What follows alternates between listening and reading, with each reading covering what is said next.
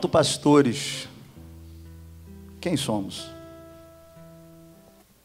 Essa é a palavra que Deus colocou no meu coração nesse tempo especial do Dia do Pastor, porque precisamos entender, irmãos, aquilo que o Senhor tem para as nossas vidas hoje.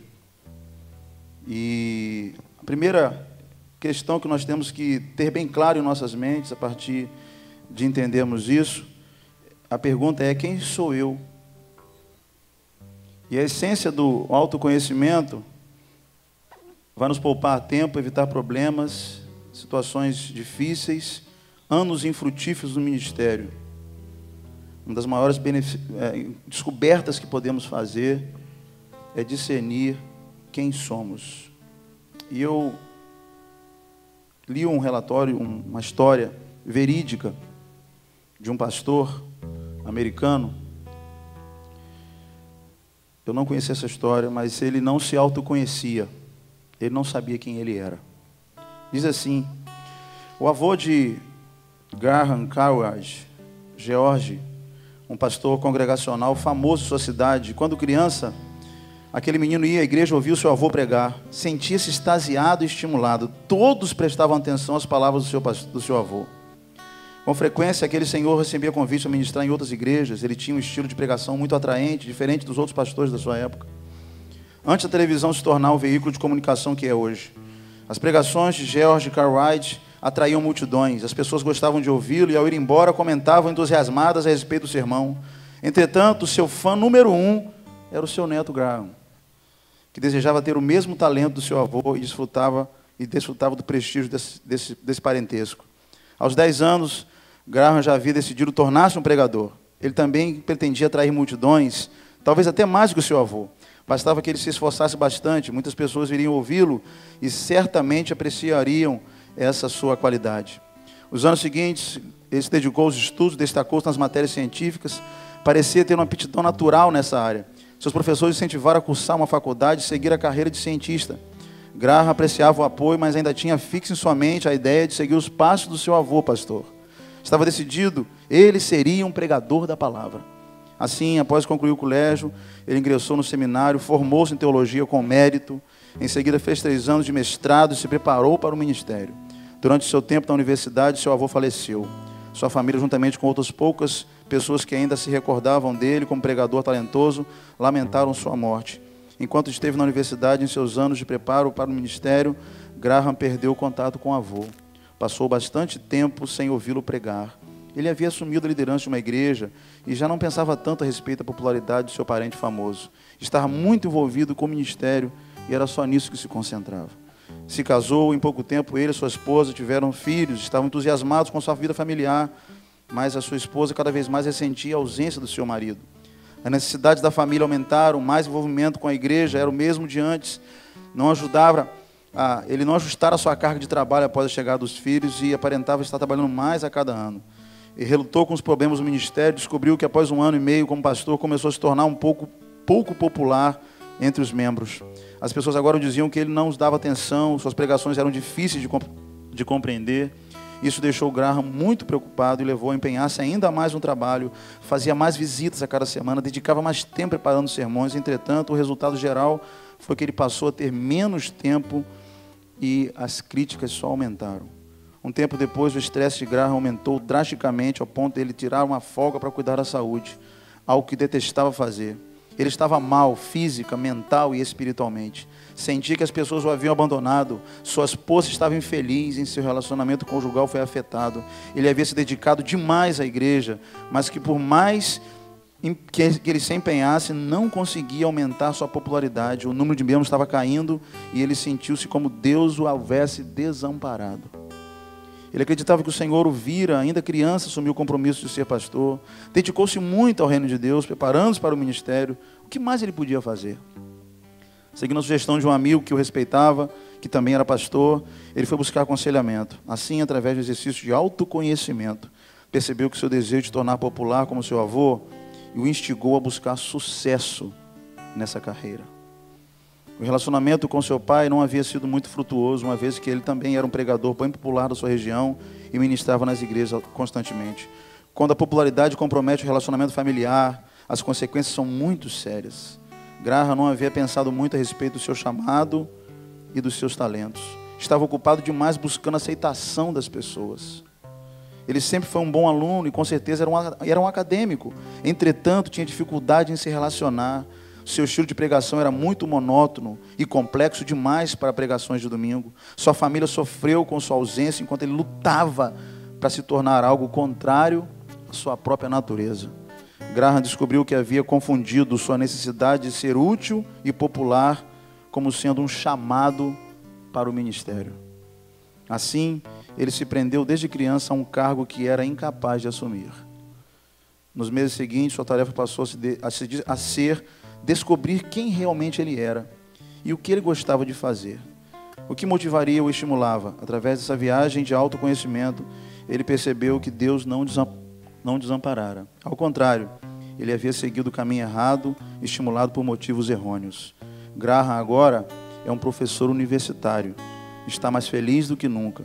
Sua esposa e seus 3 filhos dão prova dessa sua felicidade com muito mais entusiasmo.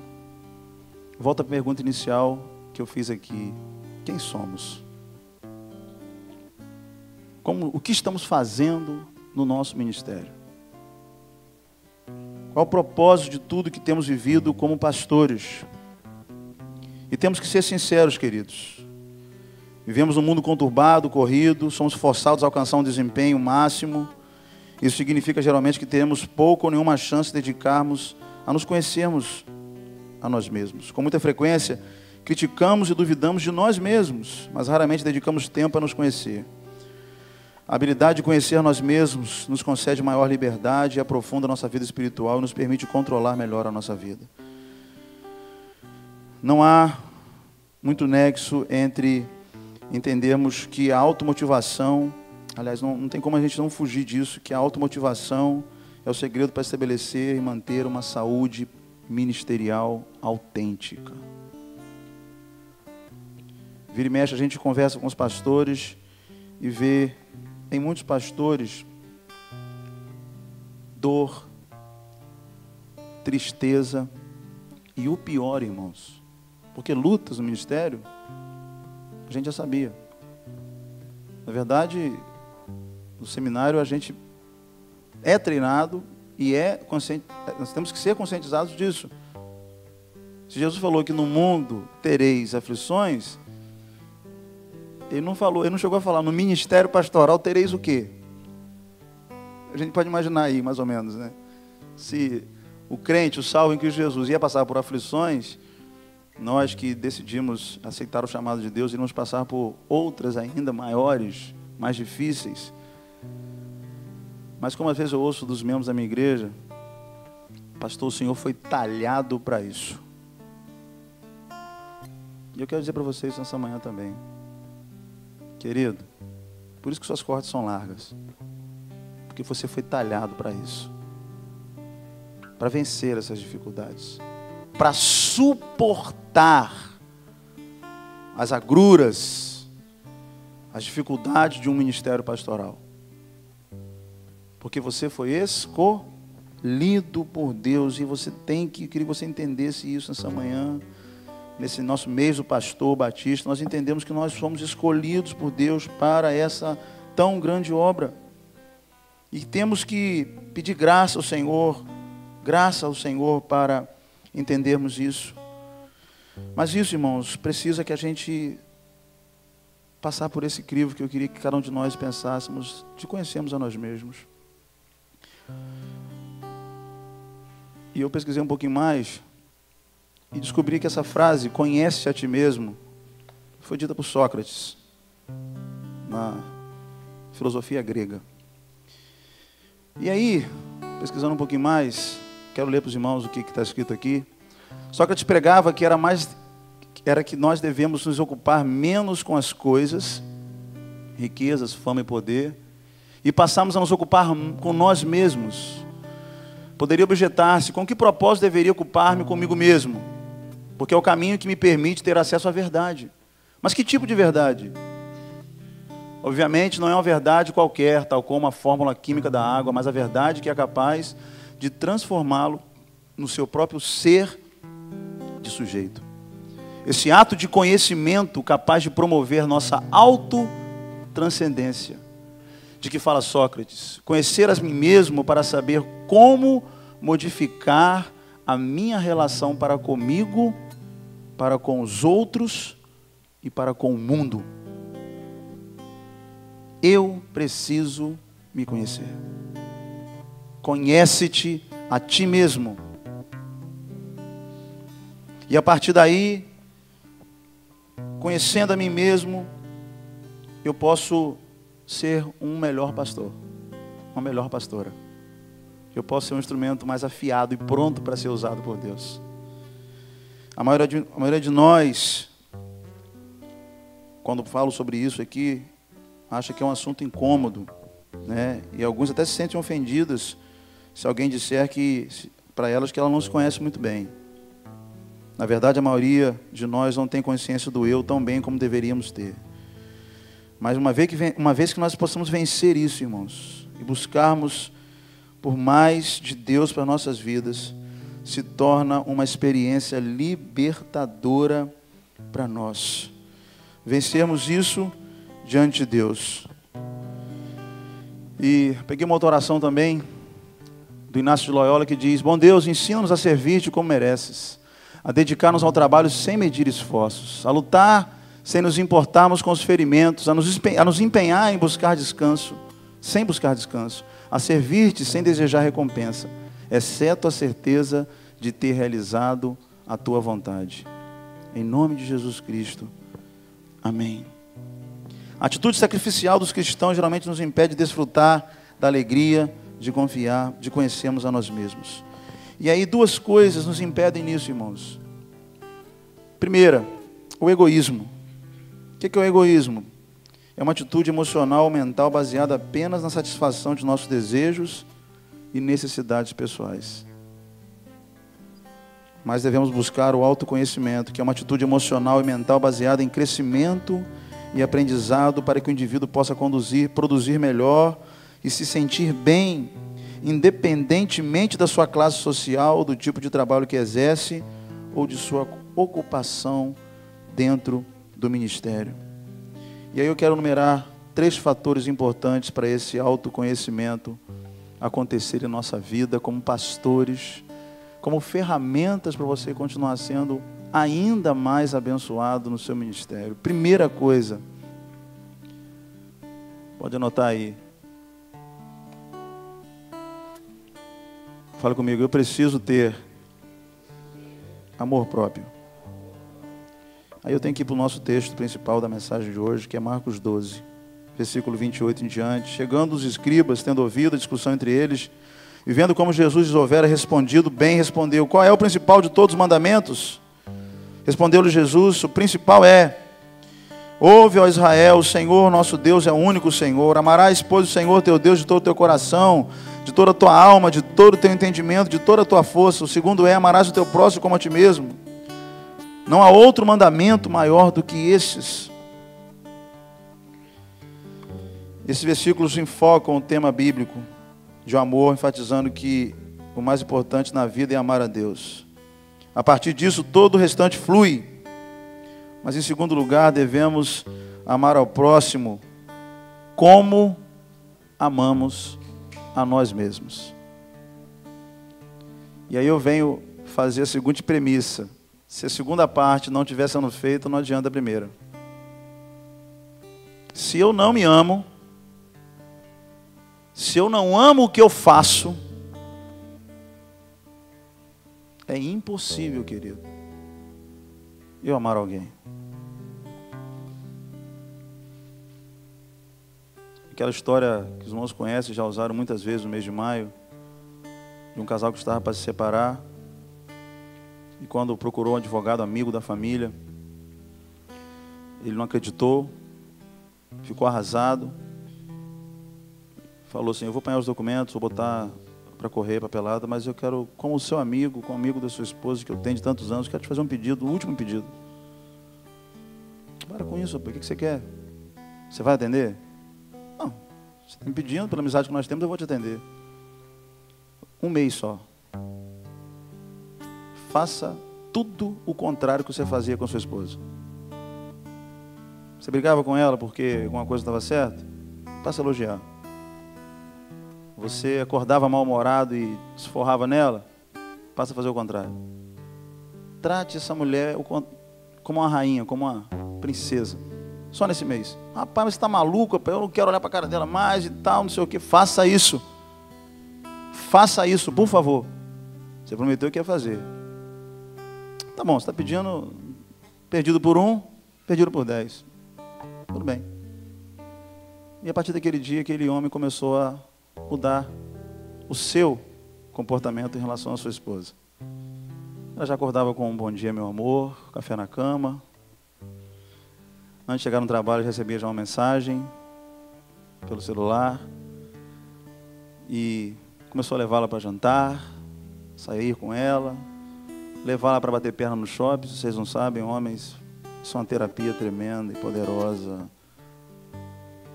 Tremenda e poderosa. Deixa o cartão em casa, né? Mas sai para pelo menos bater... sai bater perna com ela no shopping. Porque tem algumas mulheres que, né, se for no shopping, estoura o orçamento todinho do mês, né? Se for 5 vezes no shopping, então acabou com tudo. Aí não tem orçamento que aguente. E diz aquela história, irmãos, que no final daquele mês, o advogado ligou para ele. Ó, tem que vir aqui no escritório, assinar os documentos e tal, já tem entrado, o processo está andando e tal, não sei o quê. E o marido falou assim, que processo, rapaz? Ah, rapaz, você não teve aqui um mês atrás, pedindo o negócio do divórcio e tal, do documento. Que divórcio, rapaz? Você está maluco? Você está louco? Eu falei, não, louco, acho que é você, cara. Você não veio aqui e tal. Rapaz, eu estou vivendo uma lua de mel, é a segunda lua de mel. Eu estou vendo o tempo mais maravilhoso do mundo no meu casamento. Eu não sabia que eu tinha uma mulher maravilhosa. Meu casamento está maravilhoso. Rasga seu negócio, joga tudo fora aí, rapaz. Eu estou apaixonado pela minha esposa, ela está apaixonada por mim, nós estamos felizes, temos sonhado coisas, está maravilha o nosso casamento. Aliás, obrigado pela sua dica, porque foi a sua dica que salvou meu casamento. Foi a sua dica que mudou a história do nosso relacionamento. Porque aquele homem mudou a si mesmo. Conhece-te a ti mesmo. Ele mudou a sua atitude em relação à sua esposa. Talvez em algumas situações, irmãos, a gente precisa mudar em relação à igreja. A gente precisa fazer alguma coisa diferente para que a igreja reaja. E a pessoa fala assim, rapaz, o pastor está diferente. Rapaz, o que tem com esse pastor? Foi para aquela reunião da ordem lá no sábado lá e voltou esquisito. Voltou orando mais. Voltou querendo fazer um negócio mais. Voltou animado, voltou feliz. Voltou. O que é isso? O que está acontecendo? Conhece-te a ti mesmo. A mudança começa em nós, no nosso entender do que Deus quer para nós. Do propósito da nossa vida, do chamado de Deus para a nossa vida hoje. E quando eu amo a mim mesmo, irmãos, tudo vai ser bênção à minha volta. Aparentemente, amar a nós mesmos é obedecer ao ensinamento de Jesus. Mas é também um processo essencial para amarmos outras pessoas. Em nosso esforço para agradar a Deus, descobrimos que temos tão importante e que devemos amar mais a nós mesmos. O segredo por trás do amor próprio não é confundi-lo com egoísmo, mas vê-lo como um ato de reconhecimento do milagre da criação que produziu cada um de nós. E aí o salmista fala para nós, né? No Salmo 139, que desde quando estamos no ventre, a substância informe, Deus sonhou e planejou cada um de nós. E eu queria que você marcasse na sua Bíblia, se já não está marcado, Jeremias, capítulo 5. Esse texto que foi o nosso tema, a música foi o louvor do nosso tema de missões mundiais, né? Jeremias 1,5. Vamos cantar esse louvor no encerramento dessa palavra. Antes que eu te formasse no ventre materno, eu te escolhi. É Deus que falava para Jeremias e é Deus que está falando para você nessa manhã. Antes que eu te formasse no ventre materno, eu te escolhi. E antes que saísse da madre, eu te consagrei. Não foi a OPBB Fluminense que naquele dia lindo impôs as mãos sobre você e te consagrou apenas, meu querido. Aquele foi um ato final para você ter o título de pastor batista, glória a Deus por isso. Mas antes e muito antes, lá no ventre da sua mãe, a palavra de Deus está falando que eu te consagrei e te constituí profeta às nações. Então fale comigo, eu fui escolhido no ventre da minha mãe. Eu fui consagrado como profeta de Deus para as nações. Esse versículo está falando de Jeremias, mas Deus não faz acepção de pessoas, amém? Não é só para Jeremias. Alcança cada um de nós essa manhã. Somando esse versículo, a passagem de Marcos mostra que o nascimento de um ser humano é um evento importante no calendário divino. Somos indivíduos singulares, só existe um de você e um de mim no mundo. Nunca haverá outra pessoa igual a você ou a mim. E Deus sabia perfeitamente o que estava fazendo quando nos criou. Seu plano é como um quebra-cabeça, nós somos as peças. Existe um espaço em nosso formato, no coração e na mente, no plano de Deus, que ninguém, querido, ninguém pode preencher. Ninguém pode preencher dentro desse quebra-cabeça. E quando eu pensei nessa imagem, falei, meu Deus do céu, é um grande quebra-cabeça na cabeça de Deus, e tem uma pecinha lá faltando. Essa pecinha se chama Pastor Vinícius, Pastor Josias, Pastor Mário, Pastor Alaí, Pastor Luna. Cada um de nós é uma pecinha desse quebra-cabeça. E sem você, esse quebra-cabeça estaria incompleto. No caso de Max, uma pecinha um pouco maior, mas estava faltando. Imagina Vinícius na vaga de Max. Misericórdia. Ia sobrar tudo ali, não ia ter condições. Teria que ser completo. No plano perfeito de Deus, cada um de nós, usados singularmente.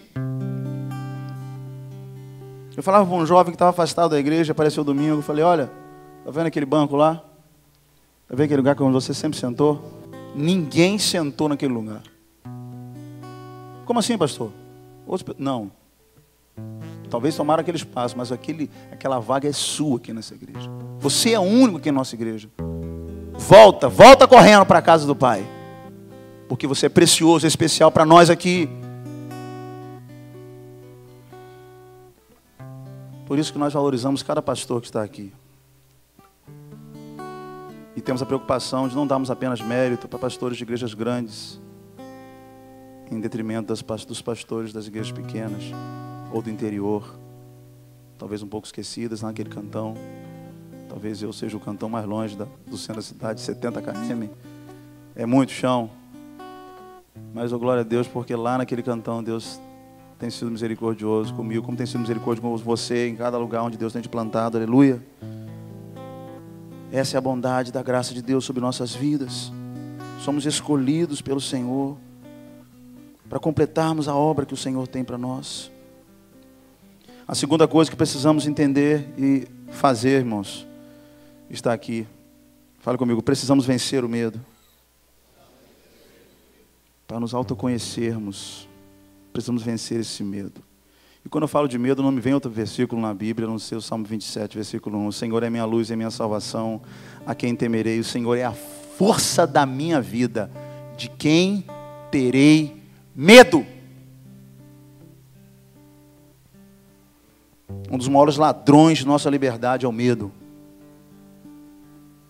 Ele é um inimigo do autoconhecimento, se coloca diante de nós para impedir a nossa viagem da parte do nosso eu que ainda está desconhecido. Algumas pessoas crescem sem saber se valorizar e temem conhecer a si mesmas. Pensam que ao fazer isso, seus piores temores se confirmarão. Tem medo de descobrir que são inúteis, estúpidas, feias e mais um sem número de ideias negativas. Isso demonstra baixa autoestima. Nessa experiência, aquelas pessoas precisam entender e vencer o medo das coisas novas e medo de mudança. Não está aqui uma situação difícil para nós pastores, batistas tradicionais, porque parece que para muitos a coisa que está sendo feita há muitos anos tem continuado no próximo século e que não precisa mudar. E aí, se nós não rompermos esse medo das mudanças, irmãos, do nosso ministério pastoral, nós não avançamos. O mundo está mudando, tudo muda. E nós muitas vezes escolhemos ignorar isso. O que não muda está aqui na minha mão. Ó. Passará os céus e a terra, mas as minhas palavras não hão de passar. Eternas, valores eternos, princípios eternos. Mas nós precisamos entender que estamos pastoreando pessoas que estão 24 horas no Facebook, 24 horas no WhatsApp. Maridos que estão conversando e flertando pelo Face com 1, 2, 3, 4 mulheres e estão dirigindo a ceia da nossa igreja. Jovens que estão cantando um louvor, mas estão assistindo vídeos pornográficos a semana inteira no WhatsApp. E como pastorear esse povo? Na época de Jesus não tinha Facebook nem WhatsApp. Mas ele pastoreou aquele contexto, aquele mundo, aquele tempo. Então nós precisamos pedir de Deus graça e entendemos isso. E vencemos esses medos. E terceiro e último, para terminar, precisamos alimentar a nossa fé. A jornada cristã do autoconhecimento é uma caminhada em 2 direções. A nós mesmos e a Deus. Quanto mais descobrimos quem Deus nos fez, melhor o perceberemos. A criação é a maneira de Deus se revelar. Podemos ver em todas as coisas. De maneira semelhante, aprendemos mais a respeito dele, também como no resultado da nossa jornada de nos autoconhecermos. Fé para crermos que o impossível, aquilo que você já falou, que a diretoria não adianta, que não entra na cabeça daquela diretoria, não entra na cabeça do corpo diaconal, o povo não entende o que Deus está falando com você, o povo não entende a visão do projeto, meu querido, fé! Eu me lembro quando eu falei a primeira vez na igreja, vamos mudar o nome da igreja. Aquela frase de Romário chegou nos meus ouvidos. Espera aí, pastor, o senhor chegou aqui agora, subiu no ônibus agora, quer sentar na janela? Eu estava em Itaperuna, alguns anos atrás, uma livraria evangélica lá. Um rapaz começou a falar de mim. Rapaz, tem um pastor naquela região sua lá, o cara é doido. O cara chegou na igreja, menos de um ano, mudou o nome da igreja. Eu quero conhecer esse cara. O cara é um maluco, o cara não sei o que e tal, e Deus está abençoando, e não sei o que, não sei o que, não sei o que lá. Eu falei, rapaz, aqui em Itaperuna, como é que esse cara... Eu falei, bom dia, meu querido. Eu sou o pastor dessa igreja que mudou o nome. Esse cara sou eu.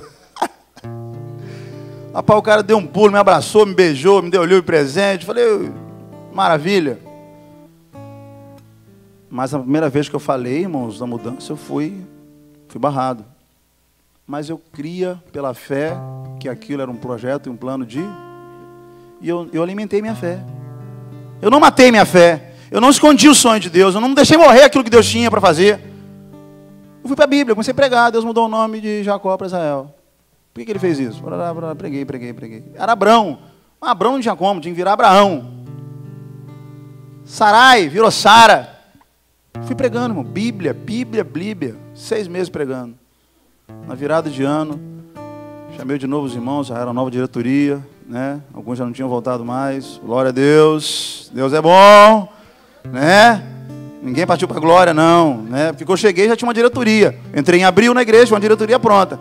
Passou aquele ano todinho, em dezembro teve a eleição, voltou uma nova diretoria. Eu falei, e aí agora, irmãos, vamos começar a pensar para encaminhar para a Assembleia a mudança do nome da igreja? Pastor, agora a gente pode começar a pensar nisso. E naquele dia 9 de abril de 2005, fomos para a Assembleia com 14 nomes bíblicos. A proposta era simples, um nome bíblico. Tinha Filadélfia, Estrela da Manhã, El Shaddai, e passou Apocalipse 3:7, ao anjo da igreja que está em Filadélfia escreve, isso diz o que é santo, o que é verdadeiro, aquele que tem a chave de Davi, que abre e ninguém fecha, e fecha e ninguém abre. E eu quero louvar a Deus, irmãos, porque Deus virou a página da igreja. Nós rompemos com toda idolatria, rompemos com toda a vinculação que havia do nome com a questão espiritual da nossa localidade. Pela glória do Senhor Jesus, temos um colégio batista lá na nossa igreja. Temos lutas, muitas dificuldades, com certeza. Mas Deus tem sido bondoso, porque a fé não pode ser morta. Alimente sua fé e seus medos sairão correndo. Alimente seus medos e sua fé será sufocada.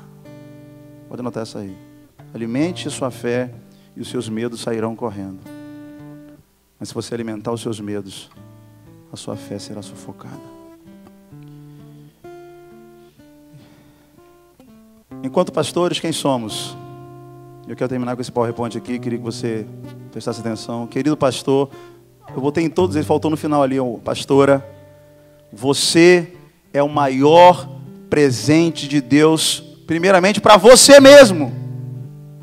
Amém? Você é o maior presente de Deus para você mesmo, para a sua família, que é o seu primeiro ministério, o primeiro púlpito é o púlpito do sofá da sua casa. Não abra mão de ministrar nele, não abra mão de pregar nele, não abra mão de compartilhar com sua esposa, com seus filhos, de orar por eles. É o seu primeiro púlpito, meu irmão. Se está faltando culto nesse púlpito aí, tem uma coisa errada. Está pregando muito na igreja, está faltando pregando pouco lá, ó, tem alguma coisa errada. Pregue no seu púlpito principal. Você é o maior presente de Deus para os seus filhos, para suas filhas, como pastor, como pai sim, mas como pastor. Sua mulher precisa ser pastoreada, sabia disso? É preciso de um marido, sim, mas é preciso de um pastor também. E você é o pastorzão dela. Glória a Deus. Você é o pastorzão. Preferido, único, exclusivo, maravilhoso, abençoado. Querido, você é o maior presente de Deus para a sua igreja. Queria que você guardasse essa frase. Você é o maior presente de Deus para a sua igreja. Essa igreja onde Deus te plantou, e você não tinha ninguém melhor do que você para aquele lugar.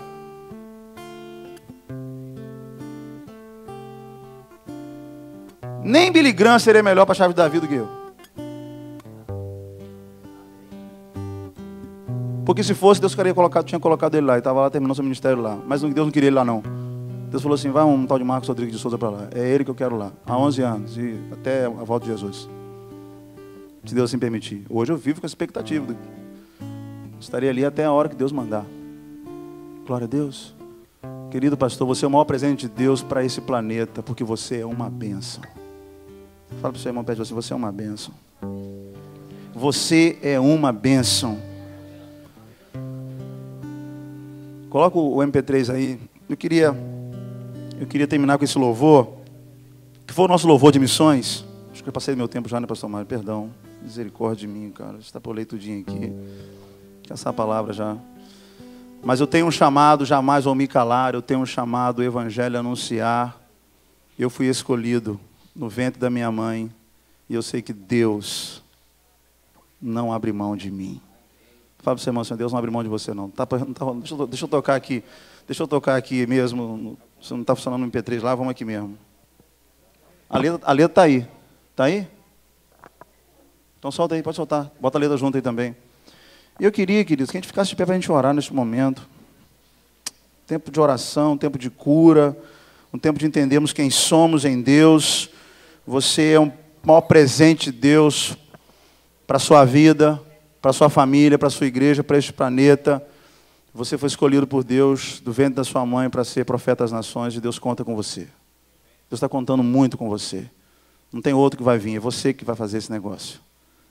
É Deus que vai te usar você, em nome de Jesus. Amém? Mesmo em meio às lutas, eu não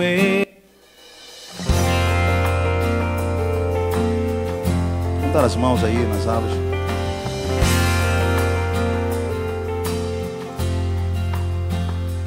Eu não vou calar. A estrada é muito longa, vou contigo. Tem a letra aí. Mesmo em meio às lutas, eu não estou só. Te sinto aqui. A vida é mesmo assim. Tantas aflições eu tenho que enfrentar. Mas o Senhor está sempre a me proteger. Me sinto aqui. Quando o vento sopra contra mim e os problemas tentam me abater, eu me lembro o grande eu sou, me enviou. Por quê? Eu tenho um chamado, jamais vou me calar. Eu tenho um chamado, o evangelho a anunciar, e eu fui escolhido no ventre da minha mãe. Eu sei que Deus não abre mão de de mim não.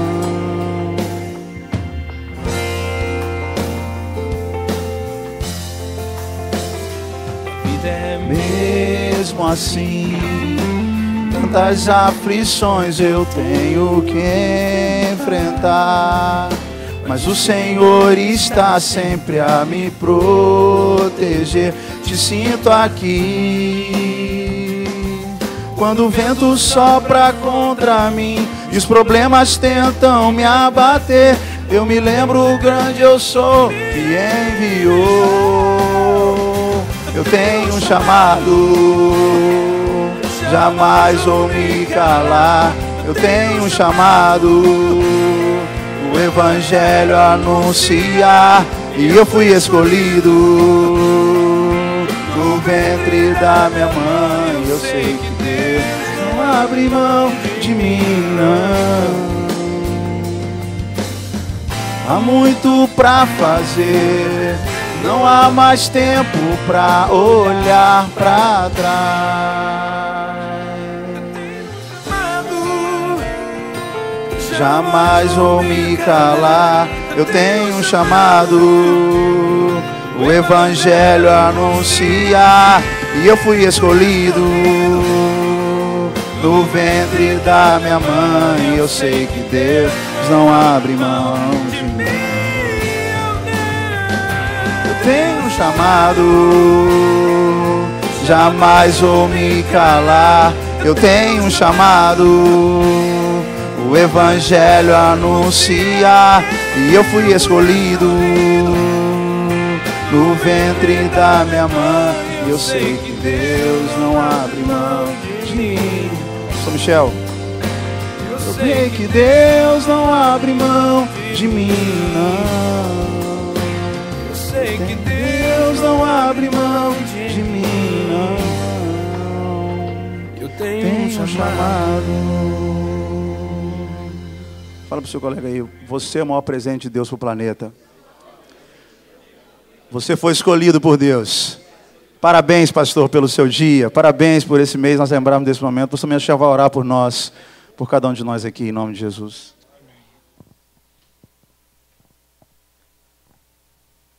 Pai de amor, em nome de Jesus. Nós chegamos aqui neste lugar como ministros do Evangelho, como pastores, ó Pai, e pastoras. Sabemos que ouvimos um recado do céu. Sabemos, ó Deus, o quanto nós, muitas das vezes, precisamos estar firmes, sólidos para a igreja. Mas nós estamos diante de Ti, ó Pai. Não estamos diante dos homens, da igreja, dos nossos púlpitos. E, ó Deus, nesta manhã tão graciosa, onde aprendemos quem nós somos, a nos conhecermos, eu só peço uma coisa nesta manhã. Adentra os nossos corações. Pai, do menor ao maior, do mais novo ao mais velho, toca nesta manhã com o Teu poder, com a Tua glória e com a Tua majestade. Pai, somos carentes de Ti. E Pai, como pastores, nós clamamos nesta manhã diante do Teu altar e colocamos os nossos corações diante da Tua presença e Te pedimos, ó Deus, enche-nos do Teu poder e da Tua graça, da Tua misericórdia, ó Deus. Invade as nossas igrejas. Pai de amor, estamos aqui Te adorando, mas Tu és Deus de perto e Deus de longe. Tu és o Deus que invade o mundo espiritual e pode tocar a nossa casa, as nossas famílias, os nossos filhos, os nossos membros, as ovelhas que ali estão, clamando e sedentas pela Tua palavra. Pai, que nós saiamos daqui nesta manhã, cheios da Tua presença, não somente, ó Deus, da Tua palavra, não somente, ó Deus, de oração, não somente de cânticos, mas da Tua presença, ó Deus. E Pai, nos colocamos aqui como servos que somos. E Te pedimos, Espírito Santo de Deus, meu amigo, toque em cada um de nós nesta manhã, nos nossos corações, vê a nossa ferida, vê a nossa dor, vê a nossa carência, ó Pai.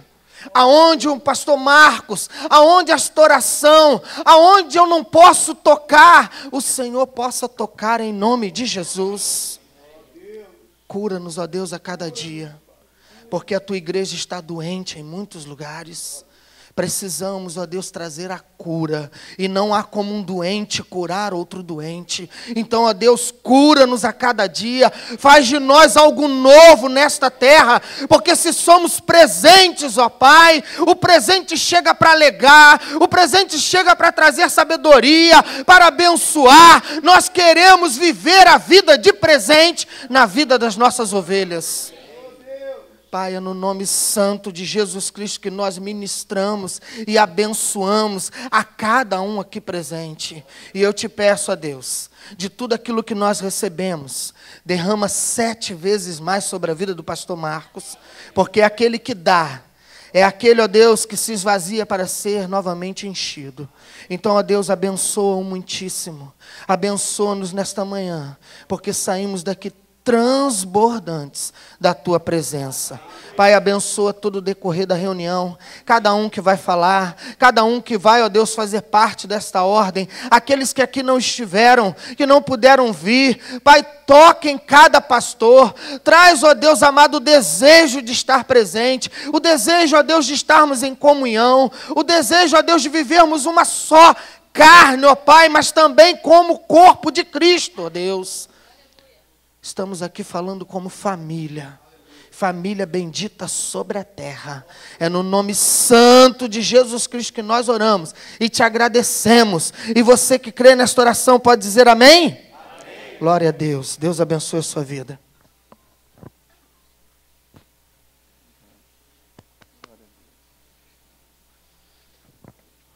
Pastor Mário. Irmãos, eu trouxe os boletins, vou estar entregando para os irmãos aí, conseguimos fazer na gráfica, estava agindo as coisas no Sony, deu um probleminha no PowerPoint, vou estar passando para os irmãos aqui agora, estarmos nos inteirando, e o pastor Mário vai dar as informações aí melhor de tudo que vai acontecer, até a nossa próxima reunião, se Deus quiser, naquela segunda-feira, no dia 6/7, em nome de Jesus.